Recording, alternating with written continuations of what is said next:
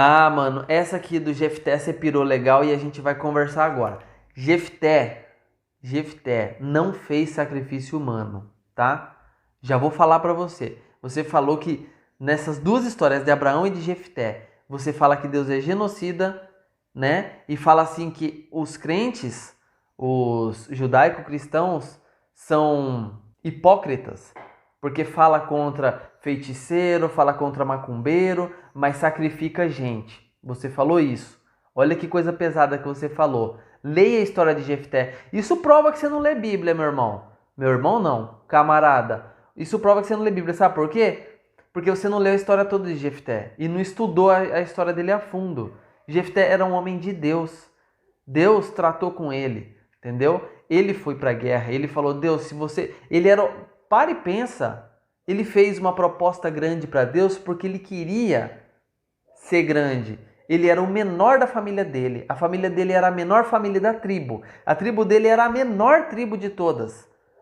Ele falou: "Deus, se o Senhor quer mesmo que eu vença essa batalha, quer que eu vou para a guerra, e o Senhor me fizer vencer a batalha, eu vou te sacrificar a primeira coisa que me encontrar, que vier ao meu encontro."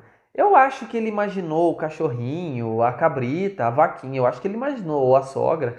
Brincadeira, daqui a pouco você vai me processar. Então, eu acho que ele ficou imaginando essas coisas, né?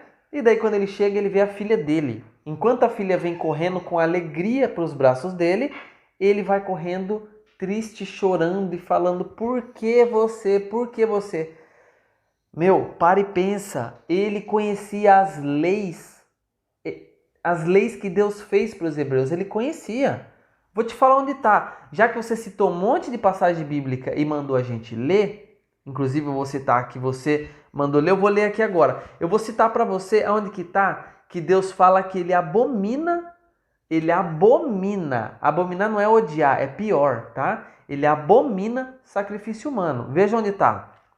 Levíticos 18 e 21, Levíticos 20, do 2 ao 5, e Deuteronômios 12 e 31, tá? Verifica lá também, dá uma lidinha, já que você só gosta de ler trecho, leia esses trechos aí.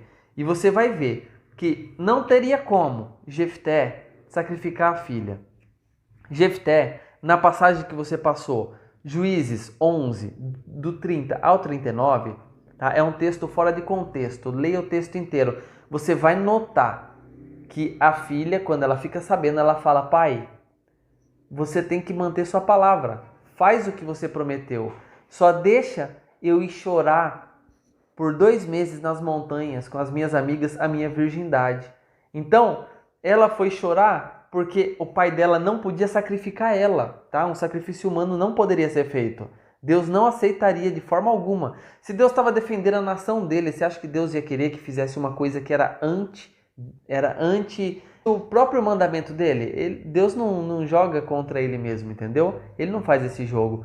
O que ele fez? Ele sacrificou então a coisa mais valiosa para uma mulher, que seria ser desposada. Ela nunca poderia ser desposada, tá? Então é isso que foi sacrificado. A Bíblia não fala exatamente isso. A história relata. Vai procurar saber mais sobre a história judaica, tá bom? Você está falando do supérfluo. Você está falando da parte superficial. Isso está mais embaixo.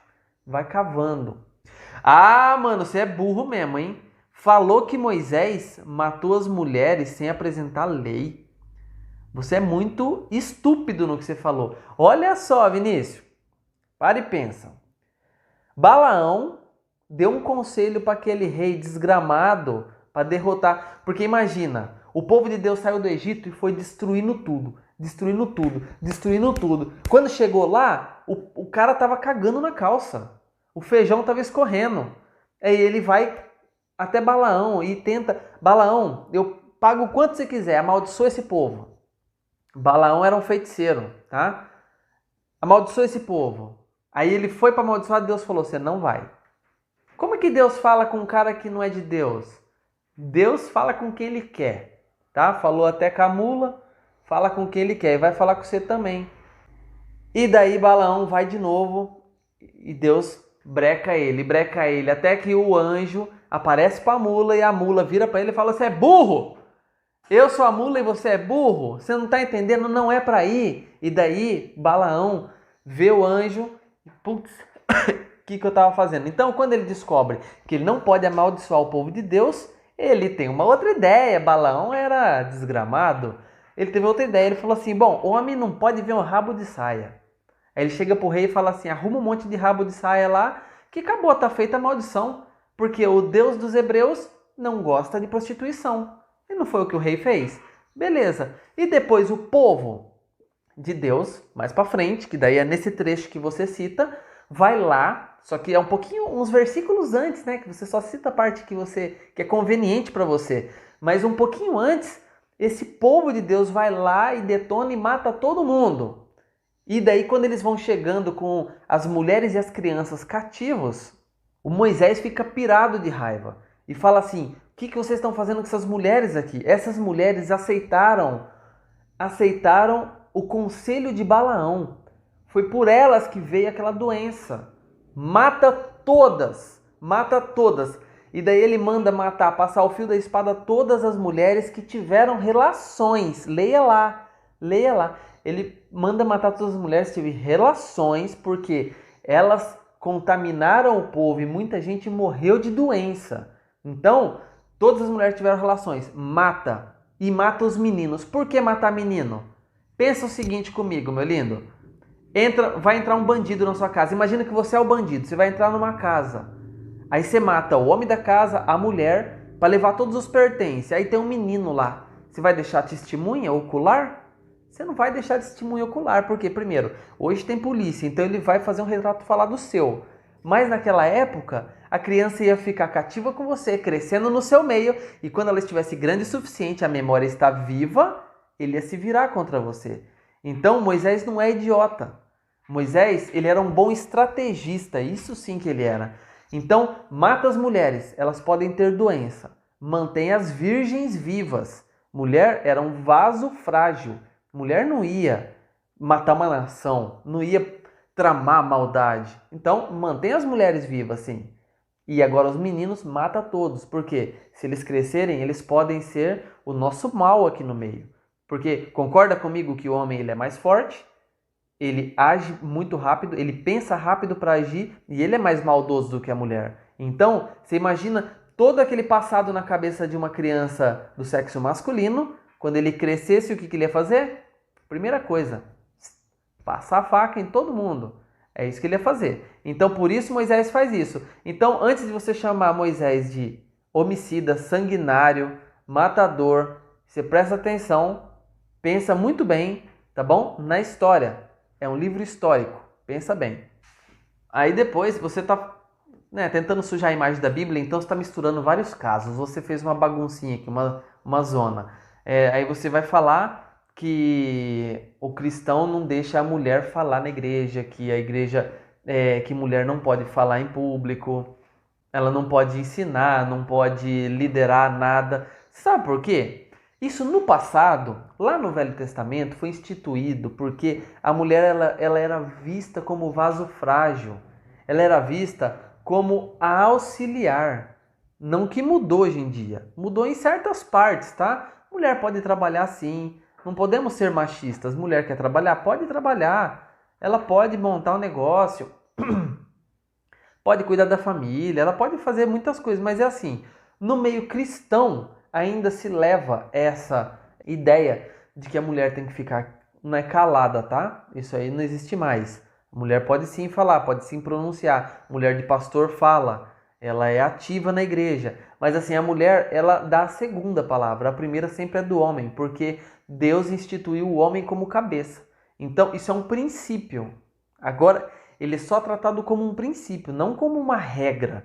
Você falou como se fosse uma regra. Não, é um princípio divino. O homem ele foi feito para liderança, para liderar. A mulher é só auxiliar. Então, o pastor, ele pastoreia uma igreja e a mulher dele auxilia ele. Tem que ajudar, ela vai ter que dar a mão, porque é o seguinte, ele vai aconselhar um casal, aconselhar uma mulher, como é que ele faz? Estando sozinho, ele não pode, jamais, entendeu? Então, isso é um princípio, além de bíblico, é um princípio moral. Agora, em se tratando de Josué, você falou assim que Deus mandou Josué matar os bebês. Vamos prestar atenção numa coisa, é aquilo que eu já falei agora há pouco, tá?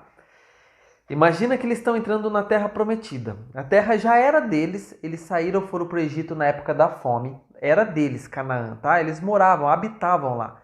Aí eles foram para o Egito na época de José. Ficaram escravos lá por 400 anos. E daí voltaram. A terra estava habitada por outras pessoas. E daí o que eles fizeram? Eles tiveram que invadir essa terra. Aí tem toda aquela cerimônia, cai as muralhas, eles entram, a prostituta Raabe ajuda os espias, tem tudo aquilo. E daí, por que Josué matou todo mundo ao fio da espada? Você falou que porque Deus é genocida, porque ele é sanguinário e porque crente não tem moral nenhuma para falar contra quem assassina, quem isso, quem aquilo. Crente não tem moral nenhuma, filho. É livro histórico, tá? Mas olha só, é aquele negócio que eu te falei. Se eles não matassem, ia acontecer duas coisas. Primeiro, o povo ia se rebelar contra eles, mesmo se matasse os adultos e deixasse os pequenos. Quando crescessem, eles iriam se rebelar por ter perdido o que perdeu, né?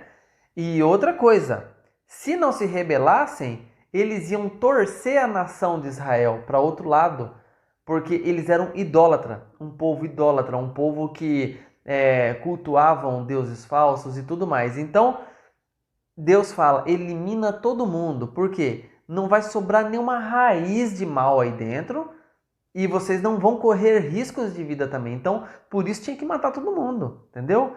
Então, era uma regra. Isso é uma regra básica até hoje. Se entrar um bandido na sua casa, eu duvido que você vai fazer uma sopinha para ele. Você vai querer matar o cara. E daí, então, você tem moral para falar alguma coisa de crente? Para falar alguma coisa de qualquer coisa? Não, você não tem moral. Você tem moral para você falar assim, eu me defendi. Entendeu? Eu me defendi. E daí, o cara que morreu, ele não tem moral. Você tem. Então é mais ou menos isso. Eu não sei se você tá captando, que parece que não. Bom, eu vou ir acelerando o passo aqui pra gente correr. Então eu vou falar bem rápido. Você falou também de Ló, tá? Que Ló ofereceu as filhas para ser abusada depois que Ló se deitou com as filhas. Esse caso aí de Ló ter oferecido, para e pensa, Ló, ele estava vivendo no meio de um povo corrompido, por maldade, por tudo. Ele, provavelmente, ele estava corrompido também, né? A Bíblia não deixa muito claro, mas ele estava bem, assim, ele estava no meio, misturado. É uma batata boa no meio de um saco de batata podre. Provavelmente ele estava corrompido. Então, essa foi a ideia dele. Ele falou, pô, chegaram os homens aí que eu acho que na cabeça dele ele pensava que era anjo, mas ele não quis reconhecer, ficou aquele negócio meio bagunçado, mas ele entendeu que era pessoa importante. Então ele falou, bom, então bagunça com as minhas filhas aí, salva os homens, entendeu? Ele quis proteger aqueles forasteiros, ele quis proteger, fazendo uma coisa que na cidade era comum. Não que ele gostava de suruba, de orgia, como você disse, não que ele gostasse disso. E depois, quando eles fogem dali, a mulher dele vira uma estátua de sal, eles vão para uma caverna. As filhas embriagam ele com a seguinte ideia, né? A ideia brilhante delas. Vamos embriagar nosso pai para manter a semente da nossa família viva. A ideia dela foi péssima. Por quê? Primeiro, ela teve essa brilhante ideia porque elas estavam nesse meio sujo, poluído e tal. Mas agora você pegar e falar que o cristão não tem moral porque lê uma Bíblia em que tem uma história de um cara que estava longe de Deus, o que tem a ver uma coisa com a outra, meu lindo? O cara, ele fez o problema dele, das filhas dele, e eles vão pagaram, né? Pagaram por aquele preço. Se você vê a geração das duas filhas, o que aconteceu com cada uma delas, é o preço que eles pagaram. Então, tudo tem plantio e colheita. Todo plantio tem a sua colheita. Então, eles plantaram, colheram. Você só não pode pegar e usar o plantio de Ló e das filhas dele para poder jogar na cara do crente que o crente é hipócrita, que o crente é isso, que o crente é aquilo. Não tem nada a ver uma coisa com a outra, meu lindo. Até porque, deixa eu te falar uma coisa.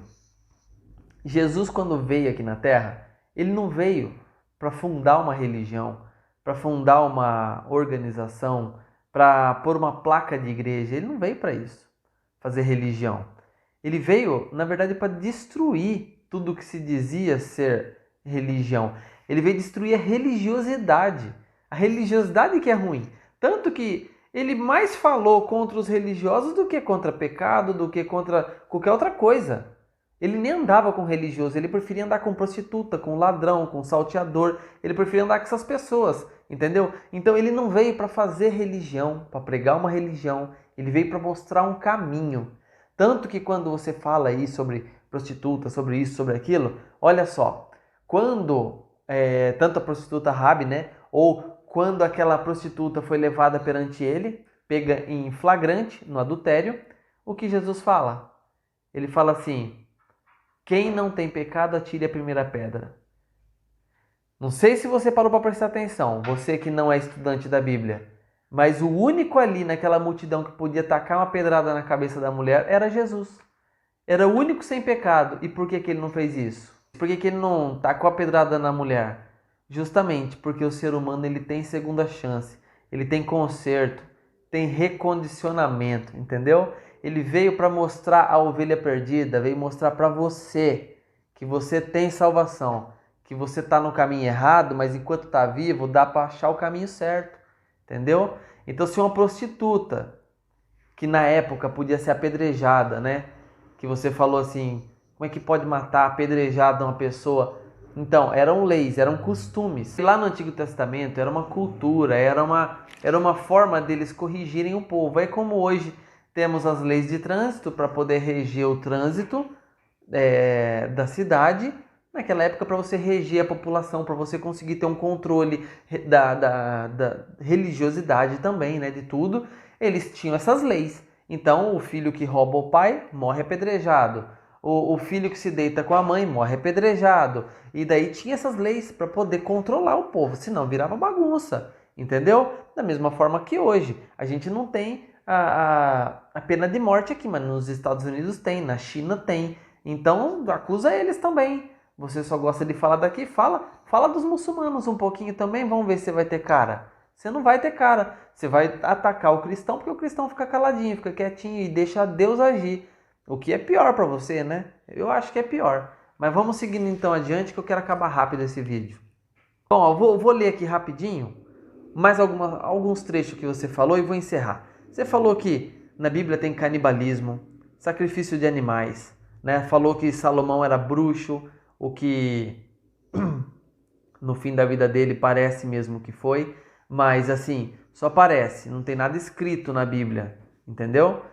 Você falou de Sansão com as raposas lá, que então a Bíblia prega matar animais e tudo mais, que quando Salomão vai inaugurar o templo, ele mata não sei quantas mil vacas, você falou lá, o Sansão mata as 300 raposas. Meu, para e pensa, o cara era milionário, bilionário, trilionário. Você dá quanto de oferta na igreja? Uma pessoa aí que ganha um salário mínimo vai dar X. A pessoa que ganha bilhões, meu, ele dá bilhões, entendeu? Vamos supor hoje, se o cara mais rico do mundo, vamos pôr aí o Jeff Bezos, ele vai na igreja dele. Se ele quer dar o dízimo, qual vai ser o dízimo dele? Qual vai ser a oferta dele? É isso que Salomão fez, meu lindo. Ele era o mais rico da época. Ele era o mais rico. Ele deu o máximo que ele podia dar. E no caso de Sansão, pensa, o povo querendo matar ele, matando as mulheres que ele tinha e tal, e aquele negócio todo. O que ele fez? Era como se fosse nos dias de hoje, ele ia numa biqueira, comprar uma semiautomática, chegar na casa dos caras e meter bala em todo mundo. Mas naquela época não tinha, né? Ele pegou as raposas, foi o jeito dele metralhar o povo, os filisteus. Então, é isso daí. São questão de épocas. Naquela época não tinha metralhadora, senão ele ia dar um de Rambo, ele ia pegar e metralhar os filisteus todos. Depois você falou também aqui que Deus criou a desgraça no mundo e que o diabo não existe. Na verdade, Deus inventou a figura do diabo para esconder o lado ruim dele. Olha que acusação séria que você fez, hein? Primeiro, se você acha que o diabo não existe, vai num centro de Umbanda, vai ver uma pessoa ser possessa. Você já viu uma pessoa ser possessa do seu lado? Eu já vi. Eu já vi pessoa ser possessa na minha frente. e eu colocar a mão e falar, sai em nome de Jesus e sair. O que será que é isso? Então, se não existe Deus e diabo, o que aconteceu ali? Foi um teatro? Foi alguma coisa psicológica? O que aconteceu? Eu já vi gente ficar possessa de pegar os bancos da igreja e arremessar longe. E daí, o pastor chegar, pôr a mão e falar, sai em nome de Jesus e sair. Então, essa acusação séria que você fez contra Deus, é bom que você saiba, você fez contra Deus. Depois você foi falar que o diabo é herói. Bom, você disse que o diabo não existia. Agora você já falou que o diabo é herói. Porque ele se rebelou contra um Deus sádico. Você é corajoso, hein, meu lindo? Falou que Josué era igual Stalin. Gostava de matar, ele era carniceiro. Putz. Você falou que os utensílios de adoração do templo, né? Lá no Antigo Testamento, era um plágio dos utensílios de adoração do Egito. Olha o que você fez. Você comparou uma coisa totalmente diabólica, de adoração a deuses pagãos, com utensílios de adoração do Deus vivo.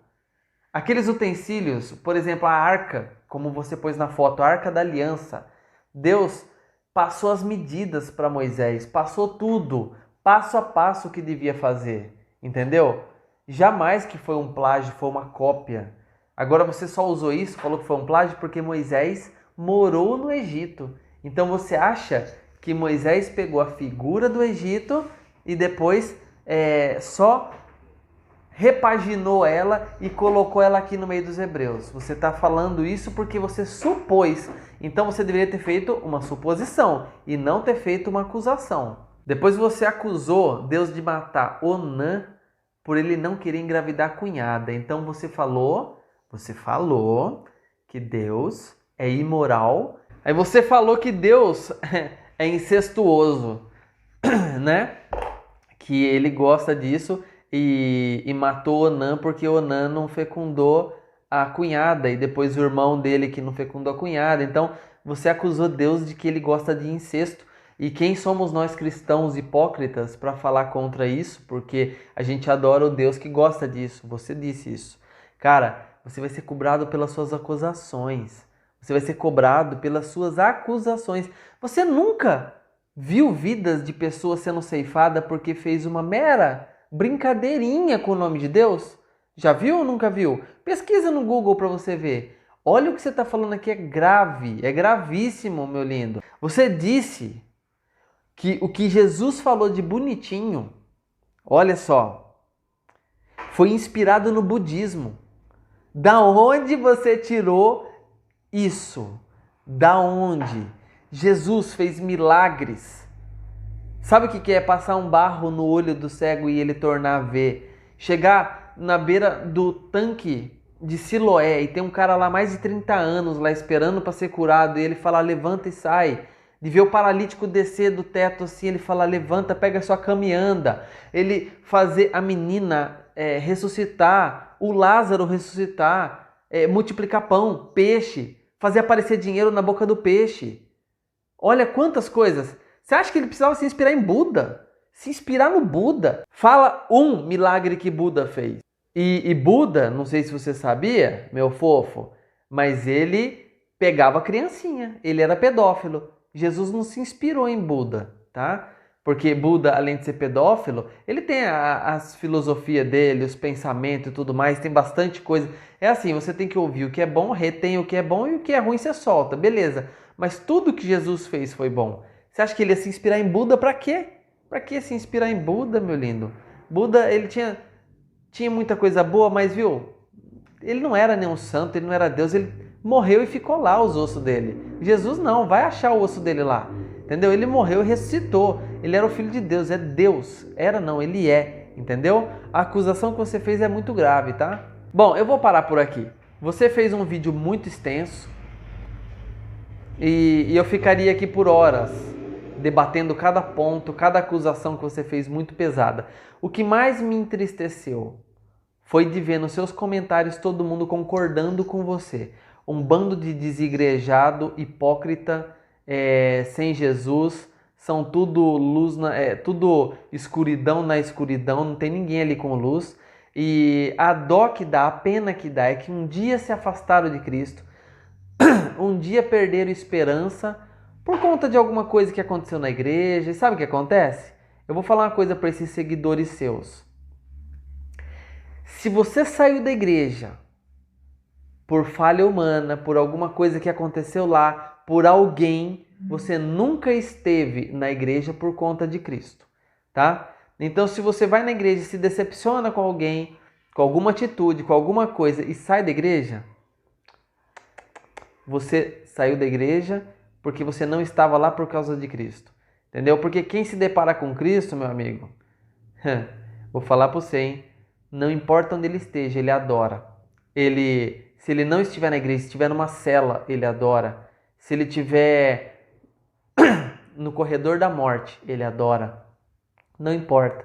Agora, esses seguidores seus aí que concordou com tudo que você falou, estão tudo cego, tudo tapado. Vocês são cegos guiando cegos.